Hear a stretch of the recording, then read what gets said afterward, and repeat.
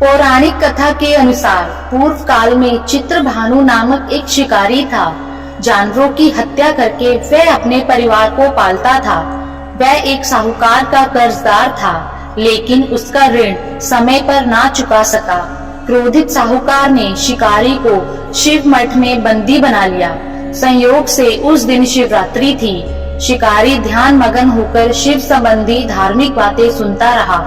चतुर्दशी को उसने शिवरात्रि व्रत की कथा भी सुनी। शाम होते ही साहूकार ने उसे अपने पास बुलाया और ऋण चुकाने के विषय में बात की। शिकारी अगले दिन सारा ऋण लौटा देने का वचन देकर बंधन से छूट गया। अपनी दिनचर्या की भांति वह जंगल में शिकार के लिए निकला, लेकिन दिन भर बंदी गृह में रहने के कारण भूख प्यास से व्याकुल था। शिकार खोजता हुआ वह बहुत दूर निकल गया। जब अंधकार हो गया तो उसने विचार किया कि रात जंगल में ही बितानी पड़ेगी। वह वन में एक तालाब के किनारे एक बेल के पेड़ पर चढ़कर रात बीतने का इंतजार करने लगा। बिल वृक्ष के नीचे शिवलिंग था, जो बिल पत्रों से ढका हुआ था। शिकारी को उसका पता ना चला। पड़ाव बनाते समय उसने जो टहनियां तोड़ी वे संयोग से शिवलिंग पर गिरती चली गई। इस प्रकार दिन भर भूखे प्यासे शिकारी का व्रत भी पूरा हो गया और शिवलिंग पर बेलपत्र भी चढ़ गए। एक पहर रात्रि बीत जाने पर एक गर्भिणी हिरनी तालाब पर पानी पीने पहुंची। शिकारी ने धनुष पर तीर चढ़ाकर ज्यों ही प्रत्यंचा खींची। हिरनी बोली, मैं गर्भिणी हूँ, शीघ्र ही प्रसव करूंगी। तुम एक साथ दो जीवों की हत्या करोगे, जो ठीक नहीं है। मैं बच्चे को जन्म देकर शीघ्र ही तुम्हारे समक्ष प्रस्तुत हो जाऊंगी, तब मार लेना। शिकारी ने प्रत्यंचा ढीली कर दी और हिरनी जंगली झाड़ियों में लुप्त हो गई। प्रत्यंचा चढ़ाने तथा ढीली करने के वक्त कुछ बिल पत्र अन्यास ही टूटकर शिवलिंग पर गिर गए। इस प्रकार उसे अनजाने में ही प्रथम पहर का पूजन भी संपन्न हो गया। कुछ ही देर बाद एक हिरनी उधर से निकली। शिकारी की प्रसन्नता का ठिकाना ना रहा। समीप आने पर उसने धनुष पर बाण चढ़ाया। तब उसे देख हिरनी ने विनम्रता पूर्वक निवेदन किया, हे शिकारी, मैं थोड़ी देर पहले ऋतु से निर्वित हुई हूँ, कामातुर विरहणी हूँ, अपने प्रिय की खोज में भटक रही हूँ। मैं अपने पति से मिलकर शीघ्र ही तुम्हारे पास आ जाऊंगी। शिकारी ने उसे भी जाने दिया। 2 बार शिकार को खोकर उसका माथा ठनका। वह चिंता में पड़ गया। रात्रि का आखिरी पहर बीत रहा था। इस बार भी धनुष से लगकर कुछ बेलपत्र शिवलिंग पर जा गिरे तथा दूसरे पहर की पूजा भी संपन्न हो गई। तभी एक अन्य हिरनी अपने बच्चों के साथ उधर से निकली। शिकारी के लिए यह स्वर्णिम अवसर था। उसने धनुष पर तीर चढ़ाने में देर नहीं लगाई। वह तीर छोड़ने ही वाला था कि हिरनी बोली, हे शिकारी, मैं इन बच्चों को इनके पिता के हवाले करके लौट आऊंगी। इस समय मुझे मत मारो। शिकारी हंसा और बोला, सामने आए शिकार को छोड़ दूं? मैं ऐसा मूर्ख नहीं। इससे पहले मैं 2 बार अपना शिकार खो चुका हूँ। मेरे बच्चे भूख प्यास से व्यग्र हो रहे होंगे। उत्तर में हिरनी ने फिर कहा, जैसे तुम्हें अपने बच्चों की ममता सता रही है, ठीक वैसे ही मुझे भी। हे शिकारी, मेरा विश्वास करो, मैं इन्हें इनके पिता के पास छोड़कर तुरंत लौटने की प्रतिज्ञा करती हूँ। हिरनी का दुख भरा स्वर सुनकर शिकारी को उस पर दया आ गई। उसने उस मृगी को भी जाने दिया। शिकार के अभाव में तथा भूख प्यास से व्याकुल शिकारी अनजाने में ही बेल वृक्ष पर बैठा बेल पत्र तोड़ तोड़कर नीचे फेंकता जा रहा था। वो फटने को हुई तो एक हष्ट पृष्ठ मृग उसी रास्ते पर आया। शिकारी ने सोच लिया कि इसका शिकार वह अवश्य करेगा। शिकारी की तनी प्रत्यंचा देखकर मृग विनीत स्वर में बोला, हे शिकारी, यदि तुमने मुझसे पूर्व आने वाली 3 मृगियों तथा छोटे छोटे बच्चों को मार डाला है, तो मुझे भी मारने में विलंब ना करो, ताकि मुझे उनके वियोग में एक क्षण भी दुख ना सहना पड़े।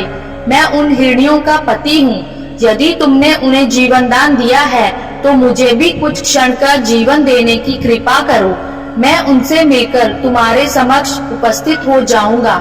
मृग की बात सुनते ही शिकारी के सामने पूरी रात का घटना चक्र घूम गया।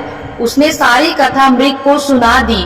तब मृग ने कहा, मेरी तीनों पत्नियां जिस प्रकार प्रतिज्ञाबद्ध होकर गई हैं, मेरी मृत्यु से अपने धर्म का पालन नहीं कर पाएंगी। अतः जैसे तुमने उन्हें विश्वास पात्र मानकर छोड़ा है, वैसे ही मुझे भी जाने दो। मैं उन सबके साथ तुम्हारे सामने शीघ्र ही उपस्थित होता हूँ। शिकारी ने उसे भी जाने दिया। इस प्रकार सुबह हो गई।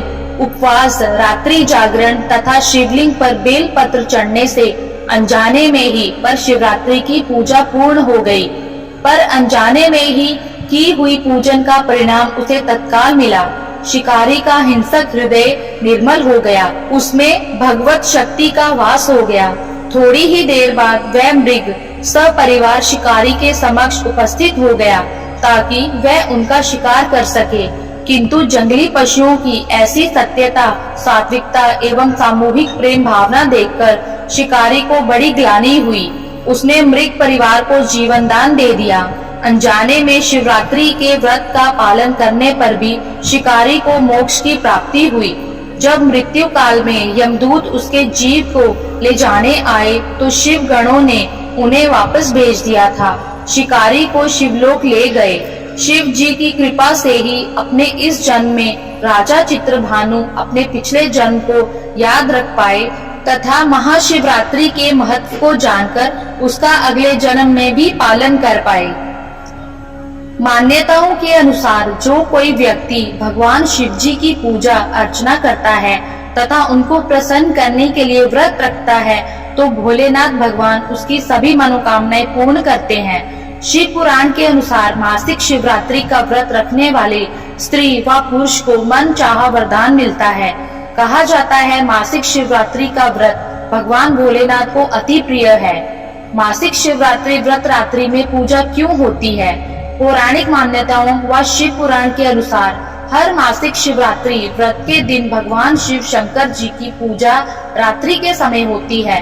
मान्यता है कि चतुर्दशी वाले दिन रात्रि के समय ही भगवान शिव जी का विवाह माता पार्वती जी से हुआ था। इस बार मासिक शिवरात्रि 13 सितंबर 2023 बुधवार के दिन किया जाएगा। इस विशेष व्रत को रखने वाले व्यक्ति भगवान शिव जी की पूजा अर्चना रात्रि के समय करते हैं, क्योंकि शास्त्रों में इस व्रत को अति उत्तम बताया गया है। मासिक शिवरात्रि व्रत कैसे करें? इस दिन प्रातः जल्दी उठकर स्नान आदि से मुक्त होकर भगवान सत्यनारायण को पानी चढ़ाकर पीपल व तुलसी के पेड़ में पानी चढ़ाएं।